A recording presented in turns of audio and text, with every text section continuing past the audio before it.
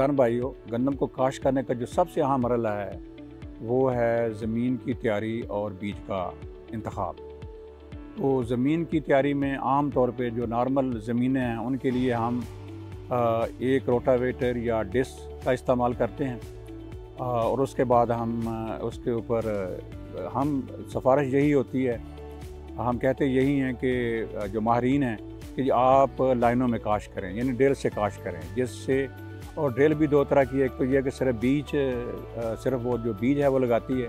कुछ ड्रिल इस वक्त ऐसी भी मौजूद है कि जिसमें वो खाद भी साथ लगा देती है, जिससे आपकी खाद भी बचत होगी, क्योंकि खाद बहुत महंगी है।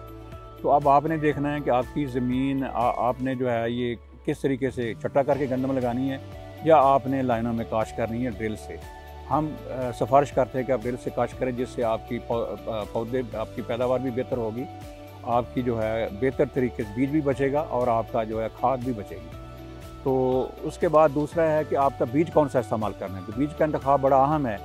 तो आप कोशिश करें कि जो बीज है ये मंजूर शुदा बीज सर्टिफाइड सीड यूज़ करें, क्योंकि सर्टिफाइड सीड जो होता है ये प्री बेसिक या बेसिक सीड से तैयार किया जाता है और ये बहुत तवानास ही बीज होता है और इससे पौधे जो हैं तो जर्मिनेशन उसकी बेहतर होती है।